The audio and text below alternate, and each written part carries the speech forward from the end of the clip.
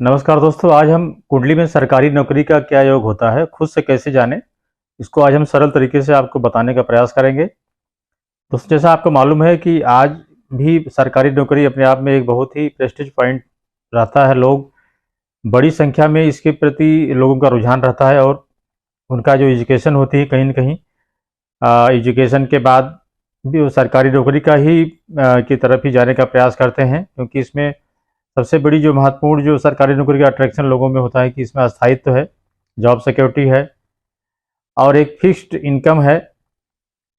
और after retirement भी इसमें बहुत सारे इंसेंटिव होते हैं, पेंशन है, जो भी है। इस वजह से सरकारी नौकरी आज भी हमारे समाज में युवाओं के बीच में बहुत बड़ा अट्रैक्शन का केंद्र है और इसके लिए जी तोड़ मेहनत करके युवा सरकारी नौकरी प्राप्त करने में लगे रहते हैं। इसके लिए हम कुंडली में देखेंगे क्या योग होते हैं, किस तरीके के ग्रह स्थितियां होती हैं जो व्यक्ति को सरकारी नौकरी देने में सहायता करती हैं। कर्म तो प्रधान ही है, कर्म करना चाहिए, कर्म करना ही पड़ेगा, तभी किसी भी तरह का फल मिलने की स्थिति निर्मित होती है। लेकिन ग्रहों की स्थितियां बहुत बड़ा रोल इनका रहता है, इसमें कोई संदेह नहीं है। तो बहुत से लोग यह वीडियो बनाने का उद्देश्य ये भी है कि कतिपय कुंडलियों में सरकारी नौकरी के योग होते हैं, कतिपय में नहीं भी होते हैं। तो इससे एक सलाह भी देना चाहूँगा कि बहुत से लोग जो सरकारी नौकरी के बारे में प्रयास कर रहे हैं, अगर उनको उनमें सफलता नहीं मिल रही है तो उनको अपना फोकस चेंज करना चाहिए, दूसरे क्षेत्र में प्रयास करना चाहिए। क्योंकि अगर योग नहीं है, ग्रह स्थितियाँ स्ट्रांग नहीं है, तो आपको सरकारी नौकरी मिलने की संभावना नहीं है। इसलिए अपना समय व्यर्थ ना करते हुए आप अन्य व्यवसाय या बिजनेस के प्रति अपना जो है रुझान डेवलप करें और उस तरफ ध्यान दें।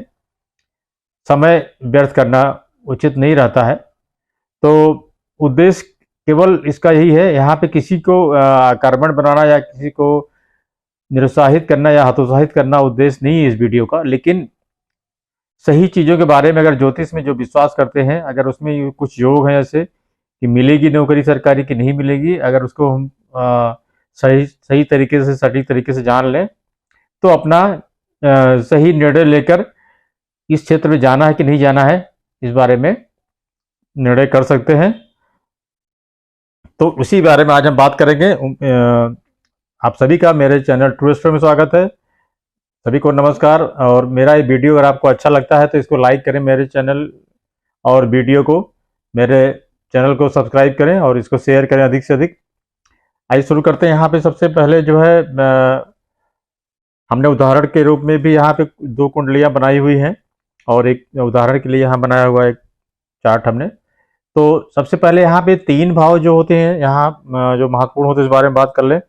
पहला भाव जो लग्न होता है, लग्न मतलब हमारा व्यक्तित्व, इसको तनु भाव भी बोलते हैं, क्योंकि इससे एक माइंडसेट का पता लगता है कि व्यक्ति इंडिपेंडेंट काम करेगा या नौकरी में काम। क्योंकि नौकरी में कहीं ना कहीं जो है आपको सबऑर्डिनेशन में ही काम करना पड़ता है, किसी के इंस्ट्रक्शन फॉलो करने पड़ते हैं। तो लग्न से बहुत सारी चीज़ें क्लियर हो जाती हैं। अगर सिंह लग्न हो या मंगल के लग्न हो तो ऐसे लोग स्वच्छंद होते हैं, या खासकर जो कुछ राशियां होती जैसे सिंह राशि है या मेष राशि है, तो कुछ राशियां ऐसी होती हैं जो इंडिपेंडेंट निर्णय लेती हैं, जो कि सरकारी नौकरी में खासकर जो लो प्रोफाइल जॉब होते हैं वहाँ संभव नहीं हो पाता है। और हाई प्रोफाइल जॉब में कुछ ना कुछ इंडिपेंडेंस रहती है, बट वहाँ भी कहीं ना कहीं आपको सुपीरियर का आदेश मानना पड़ेगा। तो हमको राशियों का भी विचार करना चाहिए लग्न में।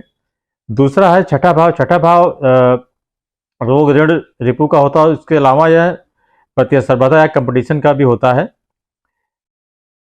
इसके अलावा नौकरी का भी होता है इसके, क्योंकि कारक शनि होते हैं। शनि जो है नौकरी के कारक होते हैं, या नौकर को का जो कारकत्व होता है वो शनि का माना जाता है ज्योतिष में। तो यहाँ पे शनि इसके कारक होते हैं। तो ये नौकरी का भी भाव होता है, प्रतिस्पर्धा का भी भाव होता है।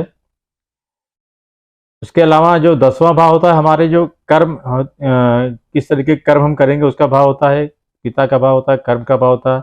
राजा का भाव राज्य से संबंधित होता है, राज्य से जो सम्मान मिलता है उसका इससे विचार किया जाता है।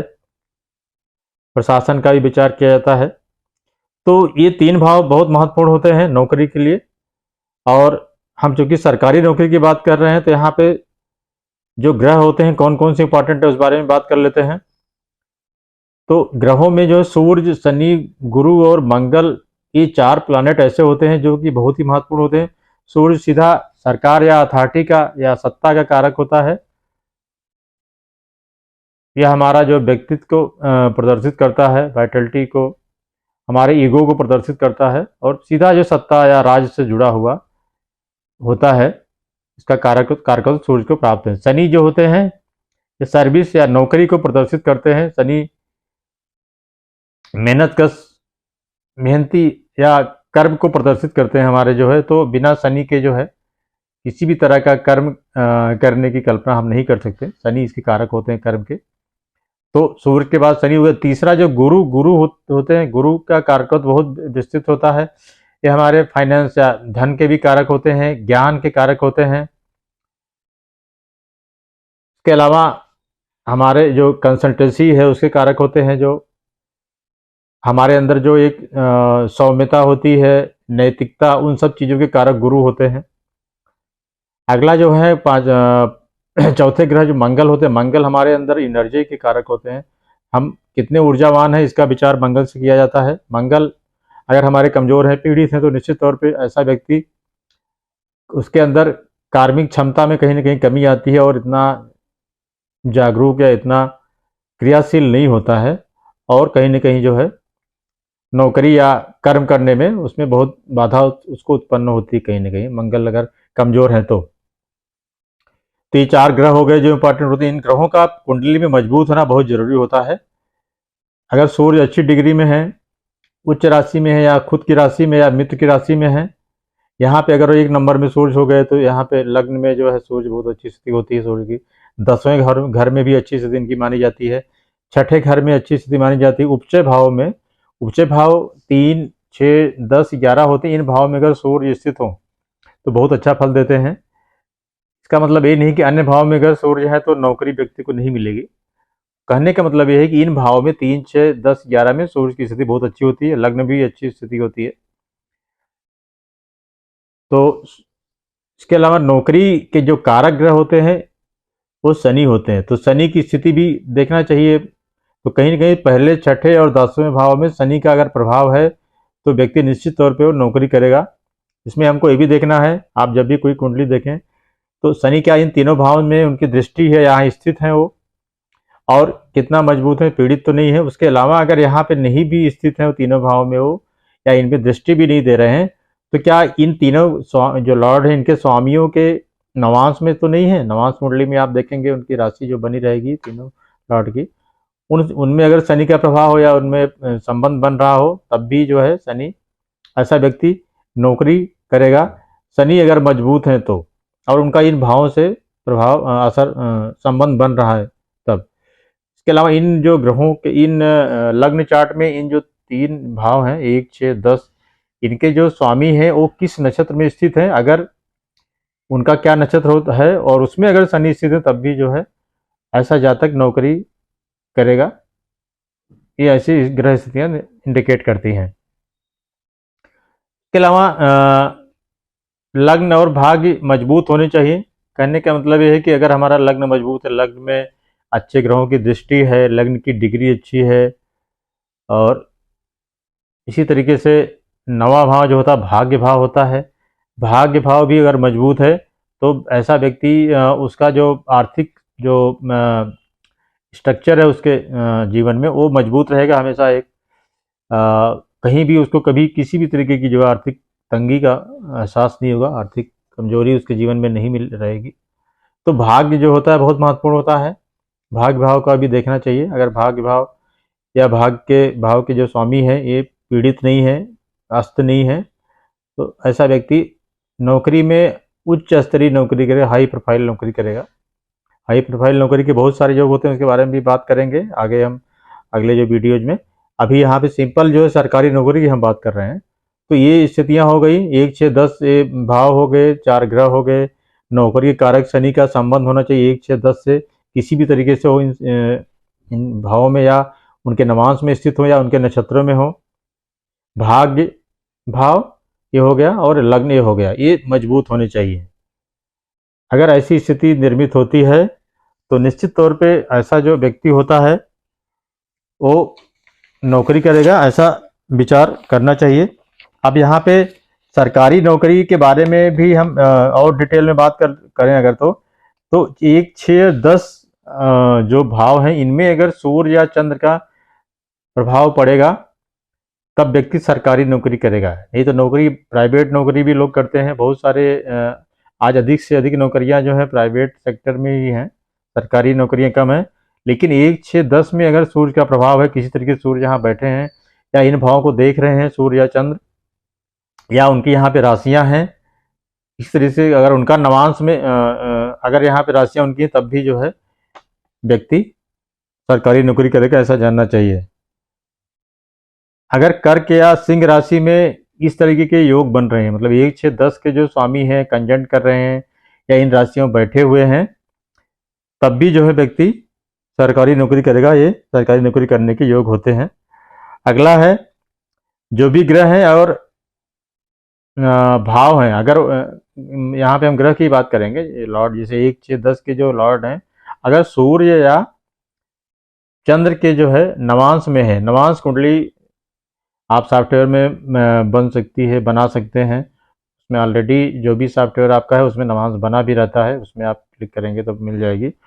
उसमें अगर जो है इनके भावों के स्वामी वहाँ पे स्थित हो, 4 या कर्क राशि या सिंह राशि में स्थित हो, तब भी व्यक्ति नौकरी, अगर और ग्रह योग नौकरी के हैं उसके सरकारी, उसके व्यक्ति के कुंडली में नौकरी के योग हैं और इन भावों के स्वामी नवांश कुंडली में सूर्य की राशि सिंह या चंद्र की राशि कर्क में स्थित हो, तब भी व्यक्ति सरकारी नौकरी करेगा, ऐसा योग कुंडली में अगर आपके है तो।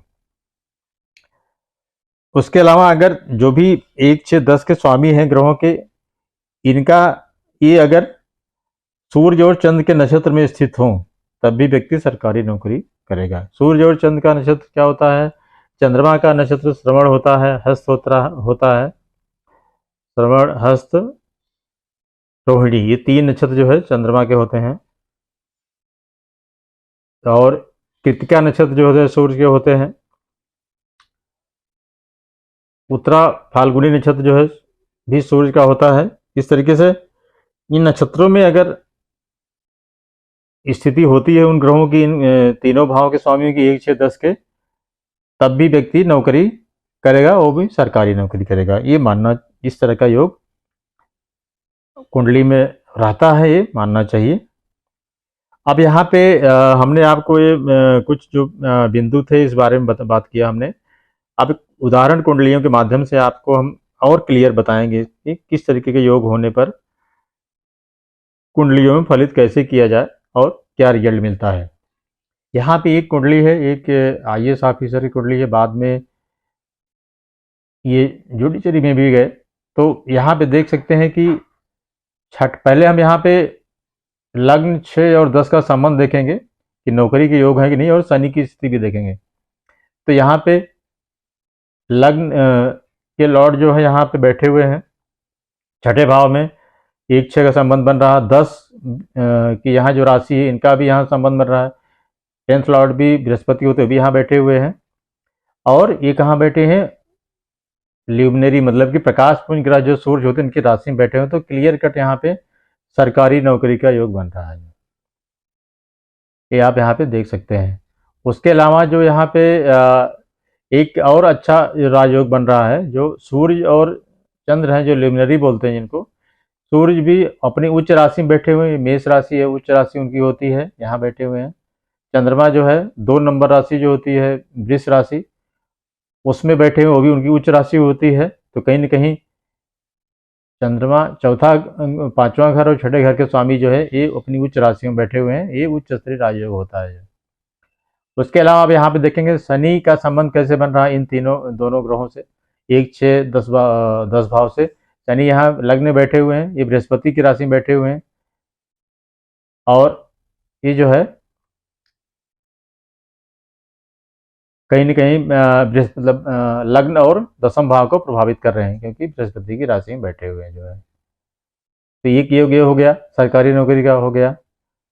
तो इस तरीके से इसमें हम देख सकते हैं कि सरकारी नौकरी के योग हैं, और ऐसा व्यक्ति क्लास 1 की नौकरी के बल अलावा उन्होंने जुडिशरी में भी हाथ आजमाए, और वहाँ पे भी जुडिशरी में बहुत उच्च पद पर कार्य करते हुए रिटायर हुए। तो सीधा जो हमने यहाँ पे बताया उसका योग यहाँ पे आपको देख सकते हैं।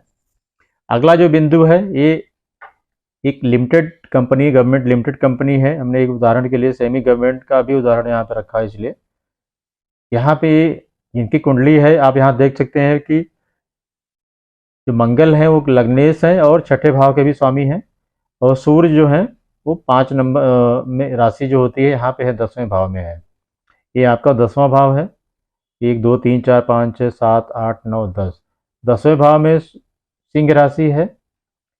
सिंह राशि के स्वामी सूर्य होते हैं, सूर्य जो होते हैं, और छठा भाव का स्वामी मंगल है। ये यहाँ पे 10वें भाव, तीसरे भाव में दोनों की युति हो रही है। तो कहीं ना कहीं लग्न छठा भाव, 10वां भाव, यहाँ पे इनके स्वामी एक दूसरे से युति करके यहाँ बैठे हुए हैं। और सूर्य चूंकि प्रकाश पुंज ग्रह है, तो सरकारी नौकरी उस व्यक्ति को मिली। और यहाँ पे मंगल क्योंकि उच्च राशि में बैठे हुए हैं, तो बहुत ऊंचे पद पे जो है इनको नौकरी इनको मिली, और बहुत ऊंचाइयों पर गए। यहाँ से ये भी देखा जा सकता है। तो जो भी हमने यहाँ पे आपको फार्मूला बताया, वो चीज़ें कहीं ना कहीं जो इस कुंडली में भी लागू हो रही हैं।